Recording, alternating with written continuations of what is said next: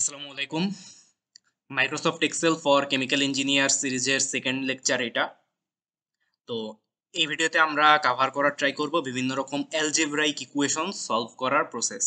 তো আমাদের মোটামুটি যে টাইপের অ্যালজেব্রাইক ইকুয়েশনগুলো হতে পারে তার একটা ওভারভিউ যদি আমরা দেখি, একটা টাইপ হতে পারে সিস্টেম অফ লিনিয়ার ইকুয়েশন, যেখানে আমার চলকগুলা থাকবে একঘাত এবং যতগুলা চলক থাকবে ঠিক ততগুলা ইকুয়েশন দেওয়া থাকবে। আরেকটা টাইপ হচ্ছে system of non linear equation, যেখানে যতগুলা চলক ততগুলাই ইকুয়েশন ওকে, বাট চলক বা ভ্যারিয়েবল গুলার পাওয়ার এদিক ওদিক হবে, মানে ওয়ান হবে না, হয়তো টু হবে বা 1.5 সামথিং, যে কোনো অনেক কিছুই হতে পারে। তো সিস্টেম অফ লিনিয়ার ইকুয়েশন গুলো আমরা এক্সেলে ম্যাট্রিক্স ফরম্যাটে সলভ করতে পারি।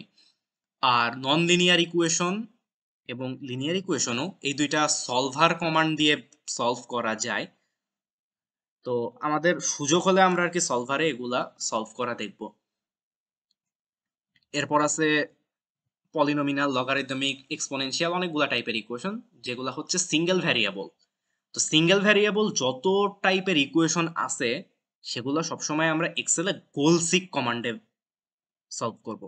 আরেকটা টাইপ হচ্ছে differential equation. So differential ordinary বা পার্শিয়াল ডিফারেনশিয়াল ইকুয়েশন এগুলা এক্সেলে সলভ করাটা রেকমেন্ডেড না, এগুলোর জন্য আমরা অ্যাডভান্স সফটওয়্যার লাইক ম্যাটল্যাব ব্যবহার করব। তো এছাড়া এমনি যত সিঙ্গেল ভ্যারিয়েবল ইকুয়েশন আমরা সব গোল সিকে সলভ করা দেখব। তো কিছু সিঙ্গেল ভ্যারিয়েবল ইকুয়েশন যদি আমরা দেখি এগুলা, তো এই প্রবলেমগুলো আমরা এখন এক্সেলে আসলে সলভ করব। তো আমরা এই প্রবলেমগুলো এখন দেখব। এখন এই জিনিসগুলো যে আমরা গোলসিকে সলভ করব, গোলসিকে সলভ করতে গেলে আমাদের কি করতে হয়, ফার্স্টে যে ভ্যারিয়েবল আছে তার একটা ভ্যালু অ্যাজিউম করে নিতে হয়। তো আমরা সলভ করতে করতে জিনিসটা দেখি যে কিভাবে কাজটা করতে হবে। আমরা 2 নাম্বার ইকুয়েশনটা দিয়ে শুরু করব। 2 নাম্বার ইকুয়েশনে আমার দেওয়া আছে x cube plus 2x² minus 5x minus 6 equal to 0। তো আমরা ইকুয়েশনটা ফার্স্ট আমরা টাইপ করব ইকুয়াল টু, এখানে আমি ধরো এক্স লিখছি, এক্স কিউব, তাহলে x to the power 3 plus 2x² মানে 2 ইন্টু এইটা to the power 2 minus 5x 5 মানে 5b3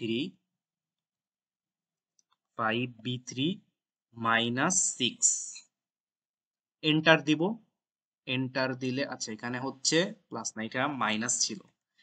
তাহলে x cube plus 2x² minus 5x minus 6। এখন যদি আমি এন্টার দিই কোনো ভ্যালুই আসবে না, কারণ এটা একটা আননোন ভ্যারিয়েবল হিসেবে আমি রাখছি। সো এখানে আমার কোনো ভ্যালু আসা সম্ভব না। বাট আমরা বলছি যে গোলসিকে সলভ করার সময় আমরা ফার্স্টে এক্স এর যে কোনো একটা ভ্যালু গেস করে নিব। সে আমরা এক্স এর একটা ভ্যালু গেস করে নিচ্ছি 25। তো 25-এর জন্য আমার এই রাশির একটা ভ্যালু আসলো। তো এখন যদি আমরা এটা সলভ করতে যাই কি করব, আমরা এই হোমের বদলে হোম থেকে যাব ডাটাতে। এখানে আছে হোয়াট ইফ অ্যানালাইসিস গোলসিক। এখন গোলসিকে তিনটা জিনিস আসছে। একটা হলো সেট সেল। সেট সেল মানে কি, আমার কোন সেলে ইকুয়েশন আছে, আমি এই সেলে ইকুয়েশনটা দিছি না, তাহলে আমি এই সেলটা সিলেক্ট করব। Two value, two value means আমার ইকুয়েশনের রাইট সাইডে কি আছে, আমার ইকুয়েশনের রাইট সাইডে আমরা দেখতে পাচ্ছি 0 আছে। সো টু ভ্যালু হচ্ছে 0। বাই চেঞ্জিং সেল, এটার মানে হচ্ছে কোন সেলে ভ্যারিয়েবল আছে বা কোন সেলটাকে আমি চেঞ্জ করতে চাচ্ছি। এই সেলে ভ্যারিয়েবল বা এক্সটাকে রাখছি, অথবা আমরা বলতে পারি এক্স এর অ্যাজিউম করা ভ্যালু রাখছি। তো আমরা চেঞ্জ করব কোনটা, ভ্যারিয়েবলকে, অর্থাৎ এই সেলকে। সিলেক্ট করো, ওকে। তো আমার একটা সলিউশন চলে আসলো, ঠিক আছে। তো আমরা এক্স এর একটা ভ্যালু পাচ্ছি 2। তো আমরা যদি এক্স এর ভ্যালু 2 বসাই তাহলে আমার ইকুয়েশনের রাইট সাইডে কি 0 আসবে না।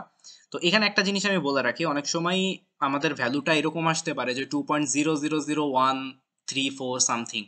তো এক্সেল একটু ক্লোজ ক্লোজ ভ্যালু দেয়, অলওয়েজ আসলে অ্যাকুরেট করে না, টেন্স টু টাইপের ভ্যালু দেয়। ধরো এখানে 2 এর বদলে আসতে পারতো 1.999945, আসতেই পারতো। তো তখন তার জন্য রাইট সাইডে আসলে আমার এক্স্যাক্টলি 0 আসবে না। তো আমার ওটা দেখে বুঝে নিতে হবে। আরেকটা জিনিস হচ্ছে, এখানে যেহেতু এটা কিউবিক একটা রাশি, তো আমার অবশ্যই এখানে একাধিক সলিউশন আছে। তো আমি একটা সলিউশন পাইছি 2। তাহলে আরেকটা সলিউশন কিভাবে পাইতে পারি, সেটার জন্য আমার আরেকটা এক্স এর ভ্যালু অ্যাজিউম করে নিতে হবে। সে আমি অ্যাজিউম করতেছি এক্স এর ভ্যালু -50। তো এবারের জন্য what if analysis goal seek, আমার সেট সেল হচ্ছে এইটা, এর ভিতরে ইকুয়েশন আছে টু ভ্যালু, আমার ইকুয়েশনের রাইট সাইডে আছে 0 বাই চেঞ্জিং সেল হচ্ছে এই ভ্যারিয়েবল সেলটা। ওকে, তাহলে দেখো এখানে কিন্তু আমার একটা ভ্যালু আসলো -3.00001, দ্যাট মিনস আসলে -3। তো এই 0.0001 এর জন্য আমার রাইট সাইডটা অ্যাকুরেটলি 0 আসে নাই, সামথিং একটা আসছে যেটা টেন্স টু 0। তো এটা বুঝে নিতে হবে। তাহলে আমরা একটা সলিউশন পাইলাম 2 আর একটা সলিউশন পাইলাম -3। তো আমাদের থার্ড সলিউশনটা বের করতে হবে। তো থার্ড সলিউশনের জন্য আমি একটা ভ্যালু গেস করে নিই। সে আমি ধরে নিচ্ছি যে এক্স এর ভ্যালু হয়তো 0 হবে, বাট তো হয় নাই, বাট হোয়াট এভার। তো what if analysis goal seek, equation আছে এই সেলে টু ভ্যালু, ইকুয়েশনের রাইট সাইডে আছে 0 বাই চেঞ্জিং সেল এইটা। আমরা আরেকটা ভ্যালু পাইছি হচ্ছে -1, তাহলে আমরা তিনটা ভ্যালু পাইলাম 2 -1 এন্ড -3। তাহলে আমাদের ইকুয়েশনটা সলভ হয়ে গেল। তো সেম প্রসেসে তোমরা 1 নাম্বারটা সলভ করবা। এবার আমি 3 নাম্বারটা একটু দেখাই দিচ্ছি। 3 নাম্বারটার হচ্ছে ইকুয়েশন কি দেওয়া, আমার ইকুয়েশনে দেওয়া আছে p⁻³ - 4p = -1। তো ইকুয়েশনটা ফার্স্ট আমরা টাইপ করি, ইকুয়াল টু এই p⁻³ - 4 into p। Enter. Value আসবে না স্বাভাবিক, কারণ এটা একটা ভ্যারিয়েবল। তো আমরা একটা ভ্যালু গেস করে নিচ্ছি, ধরো 50 গেস করলাম, প্রবলেম নাই, র্যান্ডম যে কোনো একটা গেস করাই যায়। তো এটা এখন আমরা সলভ করব। তার জন্য কি করব, what if analysis goal seek, আমার এইখানে আছে ইকুয়েশনটা টু ভ্যালু। এইবার খেয়াল করো p⁻³ - 4p = -1। আমার রাইট সাইডে কিন্তু এখন -1 আছে, সো আগের মতো কিন্তু 0 দেওয়া যাবে না। রাইট সাইডে কি আছে ওইটা আমরা দিব টু ভ্যালুতে। যদি কনস্ট্যান্টটাকে আমি লেফট সাইডে নিয়ে আসতাম তাহলে কিন্তু কাহিনী ভিন্ন ছিল, তখন আমার সমীকরণ লিখতে হইতো এরকম এবং রাইট সাইডে দিতে হতো 0। ঠিক আছে, তো আপাতত যেহেতু আমি কনস্ট্যান্টটা রাইট সাইডে নিয়ে করতেছি, সো টু ভ্যালুটা হবে -1।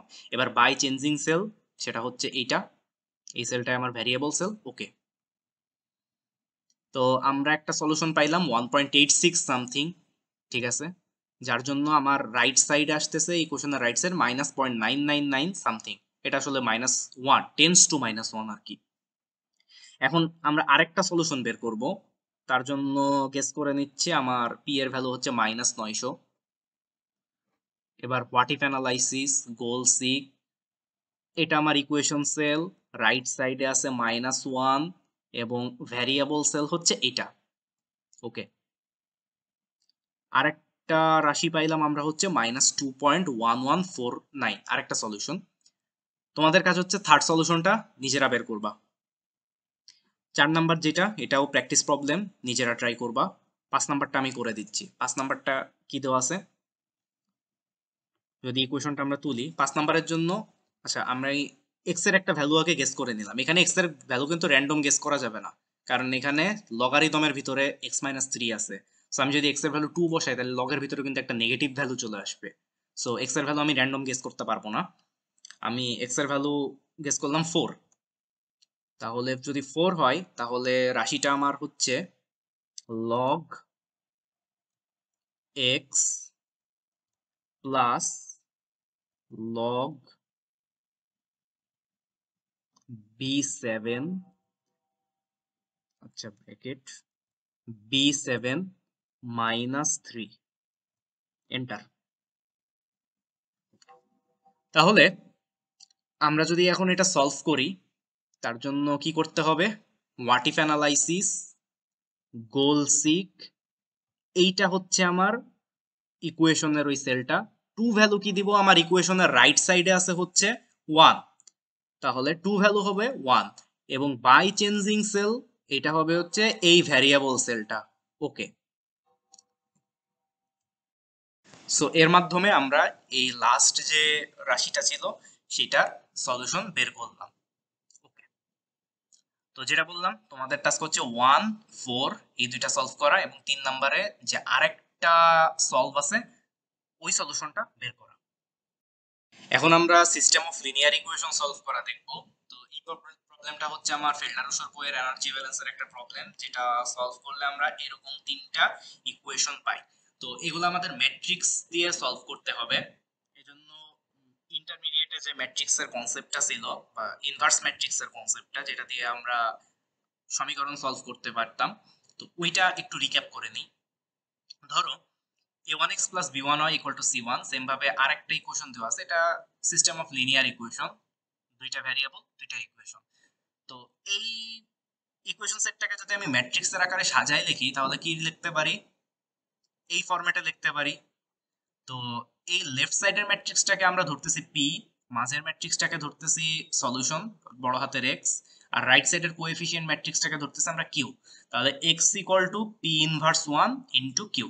তাহলে এই এক্স ওয়াই অর্থাৎ যেটা আমার, যেখানে আমার সলিউশনের যে ম্যাট্রিক্স সেটটা, এটা ইকুয়াল টু আমরা কিভাবে পাবো, এই ম্যাট্রিক্সটার ইনভার্স করব ইনটু কোএফিসিয়েন্টের যে ম্যাট্রিক্সটা আছে ওই ম্যাট্রিক্স দিয়ে গুণ করব। তো আরেকটা ম্যাথ যদি দেখি, ম্যাটেরিয়াল ব্যালেন্সের 4.16 এর ম্যাথ ফেল্ডার রুশোর বইয়ের, যেটা সলভ করতে গিয়ে আমরা এইরকম একটা রাশিমালা পাই। তো ফার্স্টে আমরা আগে এইটা সলভ করব ম্যাট্রিক্স দিয়ে, দেন আমরা এই ম্যাথটা সলভ করা দেখব। ফার্স্টে আমরা কি করতে হবে আমাদের, এই যে ম্যাট্রিক্সটা দেওয়া আছে এই ম্যাট্রিক্স থেকে আমরা কোএফিসিয়েন্ট গুলা তুলবো, এই ইকুয়েশনে কোএফিসিয়েন্ট গুলা তুলবো আর কি ম্যাট্রিক্স ফরম্যাটে। ইকুয়েশনটা দেওয়া আছে কি, m out minus m equal to 100। এখান থেকে যদি আমি কোএফিসিয়েন্ট গুলা লিখি তাহলে কি হবে 1 minus 1 100। সেকেন্ড ইকুয়েশন থেকে যদি আমি কোএফিসিয়েন্ট গুলো আলাদা করি 0.323 মাইনাস 0.6 আর হচ্ছে 20। এখন আমাদের কাজ কি, ফরম্যাটটা মনে রাখতে হবে অবশ্যই, যে ইনভার্স ম্যাট্রিক্স দিয়ে কিভাবে সলভ বের করে। আমাদের এই যে ম্যাট্রিক্সটা আছে এই ম্যাট্রিক্সটুকুর ইনভার্স বের করতে হবে। তাহলে আমরা যদি ফার্স্টে এটার ইনভার্স বের করি, ইনভার্স বের করা কমান্ড হচ্ছে মিনভার্স। মিনভার্স, তো যদি লিখি এটা আমরা ইকুয়াল টু মিনভার্স, এটা হচ্ছে আমার কমান্ড। মিনভার্স দিয়ে আমি কি করব, যে ম্যাট্রিক্সটা ইকুয়েশন, যে ম্যাট্রিক্সটার ইনভার্স আমি বের করতে যাচ্ছি ওই ম্যাট্রিক্সটা আমি সিলেক্ট করব। এই ম্যাট্রিক্সটা ফুল সিলেক্ট করে ফেললাম, এন্টার। আমার এই ম্যাট্রিক্সের ইনভার্স ম্যাট্রিক্স বের হয়ে গেল।